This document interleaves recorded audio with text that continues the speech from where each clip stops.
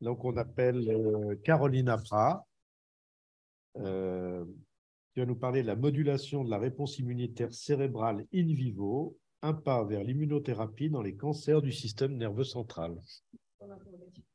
Point d'interrogation. Merci.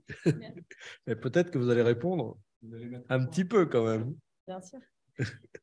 Chers maîtres, chers confrères, chers consoeurs, merci de me donner l'occasion de présenter ce travail à l'Académie nationale de chirurgie et des techniques opératoires innovantes. Bravo.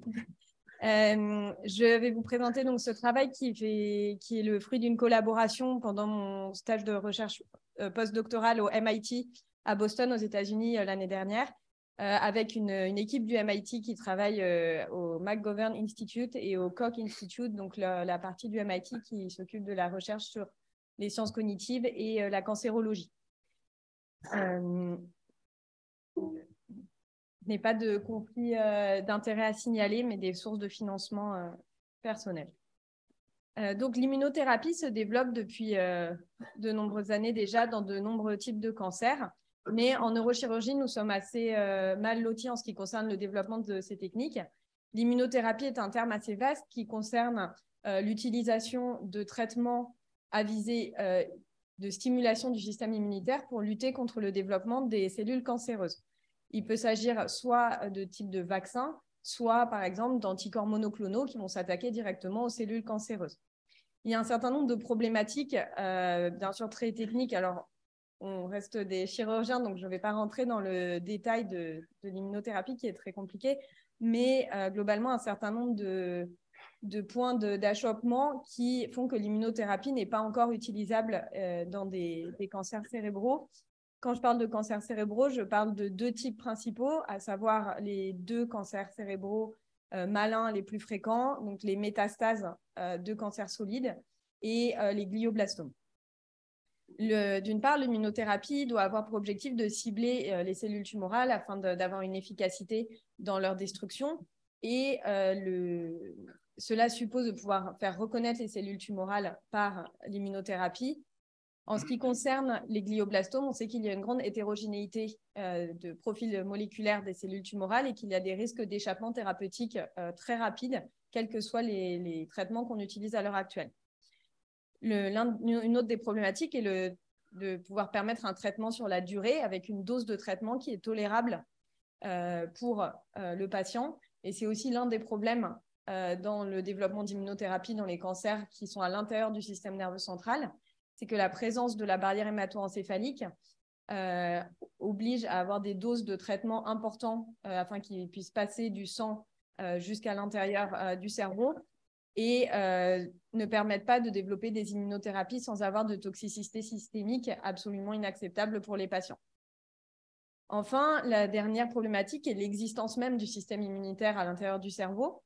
Depuis également de plusieurs années, on commence à démontrer qu'il existe des cellules immunitaires à l'intérieur du cerveau et qu'elles peuvent être activées par différents moyens. Toutefois, le type d'immunité qui peut être recruté est encore assez discuté et l'accessibilité à la tumeur pour ces cellules immunitaires est bien moindre par rapport à ce qu'il peut y avoir dans un organe perfusé par la circulation sanguine générale. Donc, nous avons essayé dans ce projet de de proposer un certain nombre de réponses à ces questions. Donc, d'abord, en ce qui concerne, donc je vais détailler bien sûr ça dans la suite de la présentation, mais l'idée de pouvoir permettre une efficacité sur le ciblage des cellules tumorales en passant par une stimulation vaste du système immunitaire à travers les interleukines 2 et 12 qui sont des interleukines utilisées dans beaucoup de types de cancers et qui sont relativement non spécifiques de façon à éviter l'échappement tumoral des cellules cancéreuses. Nous avons essayé de proposer l'utilisation d'un adjuvant, c'est-à-dire un adjuvant comme les molécules qu'on utilise dans les vaccins, de façon à rendre plus efficace la dose utilisée d'immunothérapie. Nous nous sommes interrogés ensuite sur le type d'immunité recrutée et la façon dont elle était recrutée dans notre modèle.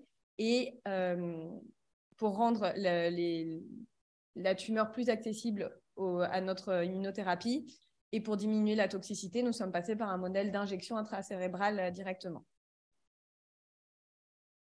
Donc, l'objectif de notre projet était donc chez la souris in vivo, après bien sûr des étapes de validation in vitro, donc de synthétiser et caractériser un vecteur injectable. Donc, pour cela, j'ai travaillé en collaboration avec des équipes locales. C'est pas la partie pour laquelle j'étais spécialiste. Ensuite, analyser la réponse immunitaire locale in vivo chez la souris et analyser la tolérance et la survie des souris opérées.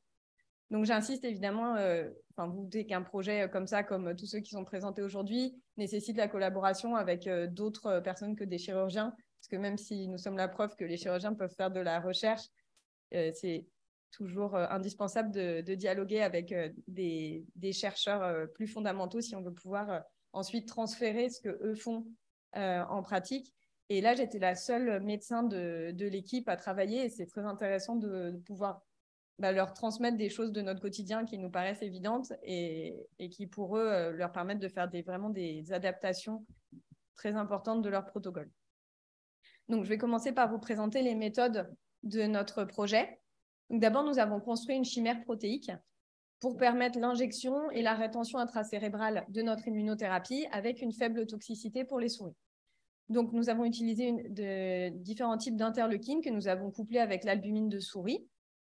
Et ensuite, nous l'avons décidé de le coupler à l'alum, qui est un adjuvant utilisé de façon très courante dans les vaccins. L'objectif est de pouvoir permettre en particulier la rétention de cette chimère protéique à l'intérieur du cerveau afin qu'elle ne soit pas lavée très rapidement après l'injection.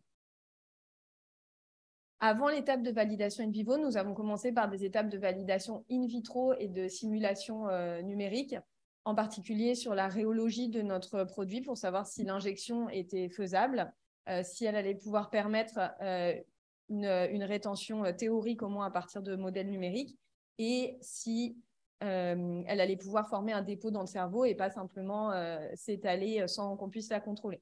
Donc ces étapes-là ayant été validées, nous avons ensuite proposé un modèle chez la souris, donc avec une injection stéréotaxique dans 2 zones différentes du cerveau, l'une qui était proche des ventricules et l'une plus loin des ventricules, donc d'une part dans le striatum et d'autre part dans la zone motrice M2. D'abord, donc, 2 cellules cancéreuses, soit de mélanome, soit de gliome en fonction des groupes. La différence étant que le mélanome grossit beaucoup plus rapidement, mais présente bien sûr un profil moléculaire différent.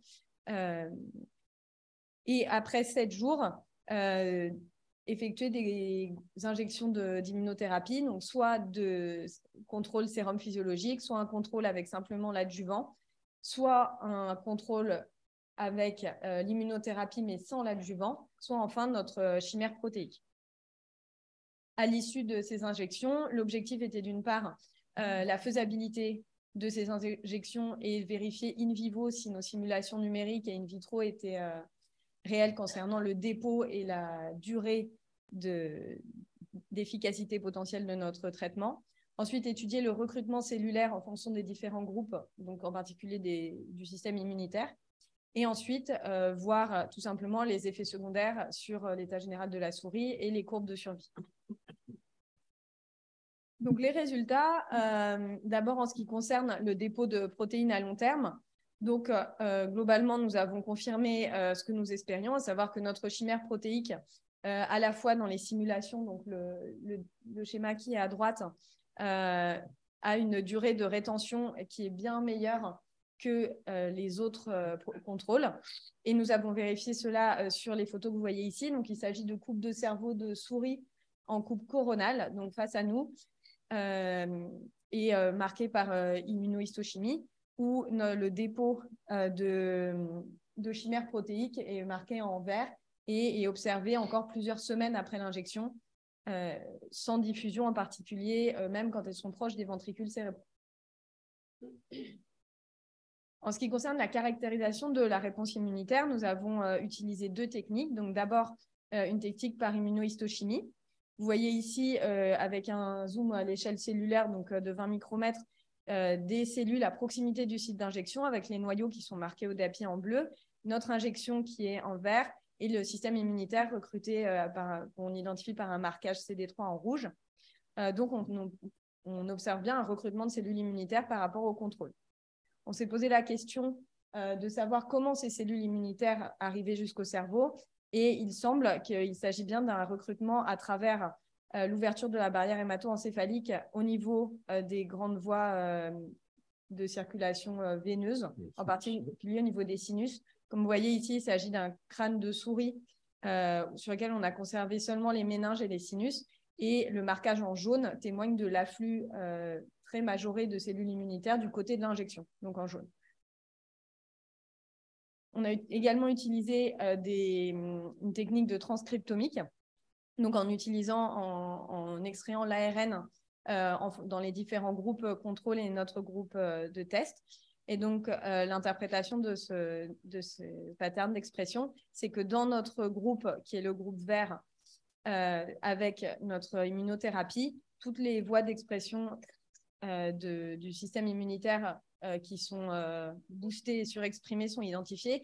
Et il s'agit d'une réponse immunitaire, finalement, qu'on a identifiée, que j'ai notée ici, qui comporte des lymphocytes T cytotoxiques, des lymphocytes natural killers et des cellules dendritiques. Donc, finalement, une réponse qui est non spécifique, ce qui permet de penser que ce type de traitement permet un recrutement très large de cellules immunitaires et donc une technique qui permet d'éviter l'échappement thérapeutique tumoral. Finalement, évidemment, ce qui nous intéresse, on va dire le plus, parce que on voudrait savoir si ça marche. Donc, c'est la tolérance et l'efficacité sur les souris. Donc, en ce qui concerne déjà la survie, notre critère pour vérifier la toxicité était la modification de poids, la perte de poids des souris. Et on voit que notre thérapeutique est très bien tolérée par les souris, par opposition à une thérapeutique sans adjuvant, c'est-à-dire on injecte simplement les interleukines mais sans mettre l'adjuvant, où là, par contre, la thérapeutique, comme elle impose une dose systémique beaucoup plus importante, provoque la mort de l'intégralité des souris après 3 jours. Donc, notre technique permet d'injecter une quantité d'immunothérapie qui devient acceptable pour l'animal. En ce qui concerne l'efficacité, elle était spectaculaire dans tous les groupes. C'est-à-dire qu'en ce qui concerne le groupe de mélanome, notre courbe est la courbe violette ici, de façon très significative, on augmentait la survie des souris qui passaient donc de 10-15 jours sans traitement à plus de 40 jours avec notre traitement. Chez les souris à qui nous avions injecté un glioblastome, la survie est également augmentée de façon très significative avec une survie qui passe avec 60% des souris encore vivantes à 80 jours, alors que dans le groupe contrôle, toutes les souris étaient mortes après une quarantaine de jours. Donc, on a un effet qui est très efficace sur la survie. En conclusion, je voudrais insister sur le fait que cette technique d'injection locale d'immunothérapie avec un adjuvant bien adapté permet donc d'injecter une dose efficace d'immunothérapie, en tout cas chez la souris, dans des modèles tumoraux. On peut envisager à plus long terme, bien sûr, de transférer cela chez l'homme, c'est l'objectif, avec des injections locales de façon à diminuer le problème de l'accessibilité tumorale pour l'immunothérapie. Bien sûr, il reste encore de nombreux pas de validation, mais on a réussi à proposer des réponses à un certain nombre d'obstacles qui existent à l'heure actuelle. Je vous remercie beaucoup de votre attention. Bon, je pense que c'est une superbe présentation avec, qui donne de l'espoir quand même pour ces thérapeutiques. On est un peu ignorant dans ce domaine, en tout cas pour moi. J'ai quand même plusieurs questions. À la fois, est-ce qu'il est envisageable de faire chez l'homme une immunothérapie par injection directe intracérébrale? On sait qu'il y a déjà ces traitements intracérébraux qui sont faits en péropératoire pour limiter soit de la radiothérapie, soit de la chimiothérapie, soit des injections autour des tumeurs au moment de la chirurgie et de la résection.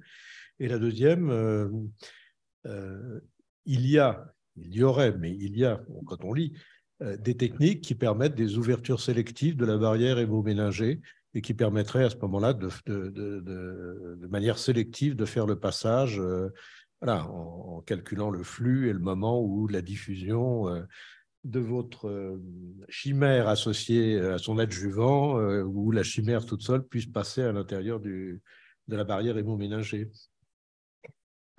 Oui, tout à fait. Donc, il y a plusieurs réponses. En ce qui concerne la nécessité ou pas d'injecter en intracérébral, alors, c'est faisable en clinique, totalement. De toute façon, tous les patients ont au moins une biopsie ou une chirurgie. Donc, on a toujours un moment où on peut accéder chirurgicalement sans rajouter de gestes invasifs.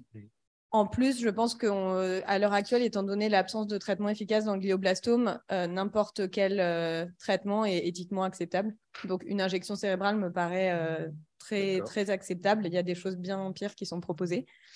Ensuite, en ce qui concerne la possibilité de l'injecter par voie systémique, en effet, c'est quelque chose qui est totalement évalué avec des techniques comme l'ouverture de la barrière par ultrason. Ouais. J'imagine que c'est entre autres à ça que vous pensiez. Et c'est totalement envisageable. Mais ça nécessite donc le passage de la chimère par la voie systémique avec la toxicité qui peut y être associée même à des doses relativement faibles, alors que l'injection directement à l'intérieur du cerveau permet un dépôt local avec un très faible passage en systémique. Je pense qu'il n'y a qu'une évaluation des deux techniques qui peut permettre de juger des bénéfices et des risques de chacune en fonction de la tolérance et de l'efficacité. Et dernière, enfin, bon, si on peut encore poser une question, par curiosité, c'était intéressant, c'était de voir le fait d'attaquer avec une réponse immunitaire assez spécifique, hein, ce qui était une recherche, avec la notion de fait de dire que de cette manière-là, je veux dire, s'il y a des mutations, il y aura moins de risques d'échappement thérapeutique, c'est ça ou... Oui, c'est ça, parce qu'à l'heure actuelle, il y a des essais de vaccins contre les glioblastomes qui ciblent certaines mutations, certains épitopes moléculaires sur les cellules de glioblastome, qui d'une part ne concernent pas tous les patients, mais qui même si le patient est répondeur, présente un échappement après quelques mois très rapidement. Alors la question encore naïve, hein, parce qu'on n'est pas spécialiste du tout, pourquoi ne pas faire dans toutes les immunothérapies sur les cancers attaqués avec des immunothérapies non spécifiques et non pas spécifiques comme on le voit alors, je ne suis pas spécialiste des immunothérapies en général, mais j'imagine que la raison, c'est une raison de toxicité. C'est qu'en faisant un traitement qui est très ciblé sur les cellules tumorales, on évite une toxicité sur le reste de l'organisme par voie systémique. Et ça permet des traitements avec une voie d'administration beaucoup plus simple, mais qui sont intrinsèquement spécifiques contre la tumeur. Je pense que c'est pour ça que c'est ceux qui sont utilisés à l'heure actuelle, qui sont moins toxiques et plus efficaces. Bien, merci beaucoup. Merci à vous. Juste faire un commentaire, d'une part pour vous féliciter parce que vous faites la démonstration que les chirurgiens peuvent être vraiment des chercheurs et et des chercheuses. Et donc, bravo pour votre ténacité, puis votre expérience aux États-Unis vous a conduit. Est-ce que cette expérience, c'est à partir de votre expérience américaine que vous avez commencé ces travaux? Oui, complètement. C'était un travail qui était... L'idée était déjà initiée dans l'équipe quand je suis arrivée, donc j'ai participé à ce travail là-bas, complètement. Je pense que pour le mettre en place en France, il me faudrait longtemps. Oui. Merci. Est-ce que... Oui, Philippe Marre. Monsieur le Président, je vous remercie. Je vous félicite de la qualité de ce travail, de la qualité de la présentation, de la fluidité avec laquelle vous nous avez parlé. Mais la question que je me pose, c'est quel est votre but personnel sur le plan professionnel après ce travail? Est-ce que vous allez rester une biologiste? Est-ce que vous allez devenir une praticienne? Est-ce que vous allez faire de la neurochirurgie? Vous êtes à la croisée des chemins et ce qui nous intéresse beaucoup, nous, c'est connaître qui sont ces candidats à un prix de recherche à l'Académie de chirurgie. Merci pour cette question. Donc moi, j'ai vraiment déjà choisi d'être chirurgienne. Donc, je suis en 3e année de clinica et j'ai l'intention de continuer à pratiquer la chirurgie pendant toute ma carrière. Mais je pense que le bagage que j'ai en tant que chercheur me permet de proposer justement un transfert de ces connaissances vers des essais cliniques et vers la pratique clinique. Et je pense que c'est envisageable seulement si on est impliqué très tôt dans la recherche fondamentale, parce que les chercheurs proposent des solutions qui parfois forcément sont relativement peu acceptables dès le début parce qu'ils n'ont pas forcément la connaissance de ce qui est fait en pratique. Et par exemple, ça reprend la question de est-ce qu'une injection intracérébrale est acceptable chez les patients avec un glioblastome. C'est quelque chose que les chercheurs me disent, mais de toute façon, on ne pourra jamais proposer un traitement par injection cérébrale chez les patients. Il faut que ça soit un vaccin qu'on injecte en intramusculaire. Et là, moi, je peux leur dire, bah non, pas du tout. En pratique, nous, de toute façon, les patients, même si je leur propose 10 injections cérébrales, à l'heure actuelle, étant donné mon alternative en clinique, c'est totalement acceptable pour moi de leur proposer ça. Et c'est le genre de choses qui, dès le début, je pense, avec une bonne collaboration, permet de servir à quelque chose, même quand on est chirurgien clinicien surtout. Alors, je pense que vous êtes convaincus, mais voilà, donc je me positionne plutôt en tant que chirurgienne et avec un bagage suffisamment solide dès le début pour pouvoir permettre un transfert vers la recherche clinique plus efficace. Merci. Pascal Richman, notre vice-président, vous avez une question. Bonjour. Bravo pour votre présentation. Je me permets de revenir un petit peu en arrière, messieurs les modérateurs, mais je pense qu'on a un petit peu de temps pour les questions.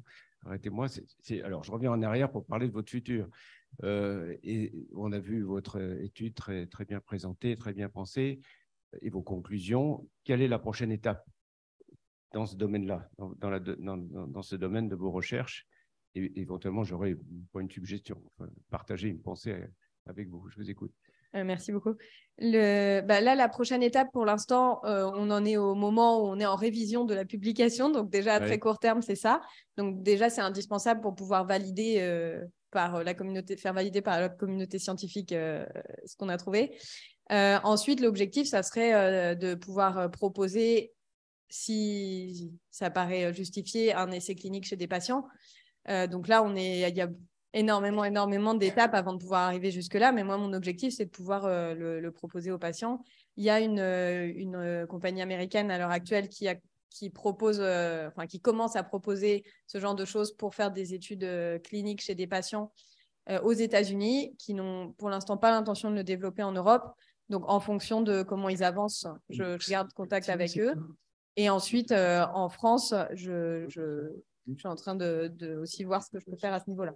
Ok, donc vous avez gardé vos deux modèles, mélanome d'un côté, glioblastome de l'autre. Cancer du côlon. Oui, avec les limites du modèle de glioblastome chez la souris. Et donc, un des autres travaux que je suis en train de commencer à développer ici à Mondor, c'est d'essayer de développer un modèle de glioblastome chez la souris qui simule vraiment le glioblastome, parce que les modèles actuels sont très, très loin de la réalité. On n'est pas surpris de l'excellent résultat sur le métastase de mélanome, puisque l'immunothérapie, le triomphe de l'immunothérapie a été d'abord, avant d'autres tumeurs, sur le mélanome, et c'était un très bon choix. Pour le glioblastome, qu'en tant qu'urologue, je ne connais pas très bien, j'ai compris qu'il y avait beaucoup de sous-types. Est-ce que vous allez vous orienter vers l'orientation générale actuelle, qui est une médecine de précision, c'est-à-dire basée sur l'analyse de la tumeur du patient avec les marqueurs spécifiques et le sous-groupe auquel il appartient, pour adapter à ce moment-là des immunothérapies plus spécifiques? Pour moi, pas du tout. C'est l'objectif, justement, on va dire la philosophie de ce travail d'immunothérapie, c'est justement d'éviter la médecine de précision qui nécessite une réadaptation de la médecine de précision à la tumeur quasiment en temps réel pour éviter les échappements thérapeutiques. Donc, l'objectif, ça serait justement d'éviter, dans la mesure du possible, de passer par là, à moins à adapter, bien sûr, à ce que d'autres chercheurs trouvent dans les années à venir, mais c'est plutôt d'éviter ça. Merci. Merci. Merci. Notre ami, le secrétaire général, Hubert Jeunet. Oui, bravo pour votre remarquable étude de faisabilité. Et justement, je complète un peu la question de Pascal Richman. Vous nous avez expliqué que l'immunologie des gliomes est très complexe. Et ma question, c'est finalement, quel serait le meilleur modèle? En fait, vous avez aussi parlé de métastase cérébrale. Est-ce que c'est probablement un modèle plus facile que les gliomes? Chez l'animal ou en général, non, chez l'homme. Pour développer l'immunothérapie. Alors oui, le traitement des métastases est en effet présente on va dire, est plus facile que le modèle du glioblastome, parce que ce sont des tumeurs qui sont moins infiltrantes, qui sont plus homogènes. En fonction du cancer initial, il y a déjà des traitements dont on sait qu'ils sont efficaces, en particulier évidemment le mélanome. Donc le modèle des métastases est en fait un modèle complètement différent du modèle du glioblastome, où on a des tumeurs qui sont d'emblée infiltrantes à l'ensemble du parenchyme cérébral, donc un traitement local et assez illusoire, peut clairement augmenter la survie, mais pas guérir le glioblastome. Donc c'est je pense deux pathologies totalement différentes contre lesquelles on se bat. Je ne sais pas si ça répond à votre question, mais c'est très différent. Donc le meilleur modèle? Ça dépend ce qu'on veut soigner. Non, mais pour avancer, là, vous avez fait une étude de faisabilité très belle étude. Après, vous allez avancer vers l'étude d'efficacité. Et donc, pour montrer l'efficacité de la procédure, le meilleur modèle, c'est le gliome, le glioblastome ou plutôt les métastases? Je pense que les résultats des deux études seraient complètement différents. Et moi, ce qui m'intéresse, c'est plutôt dans les glioblastomes. C'est les gliomes qui m'intéressent. Moi, c'est plutôt les gliomes qui m'intéressent. Mais Dur. Oui. c'est plus dur, mais il n'y a pas 50. Enfin, c'est pas 50. Au moins, les métastases, c'est différents types de cancers. Là, on se focalise sur un seul type de cancer. Mais oui, plutôt les glioblastomes, pour lesquels il n'y a pas tellement de modèle animal. Donc, en effet, pour développer un bon modèle et pouvoir répondre à cette question, il y a encore beaucoup d'étapes. Juste une question concernant les glios actuels. Le traitement, c'est la radiothérapie? C'est chimio-radiothérapie. Chimio-radio? Oui. Ouais. Okay. Avec quelle survie? La survie avec juste des corticoïdes et la chirurgie, c'est 14 mois. Et avec la chimio-radiothérapie, c'est 18 mois. D'accord. OK. Merci. Merci beaucoup. Merci beaucoup.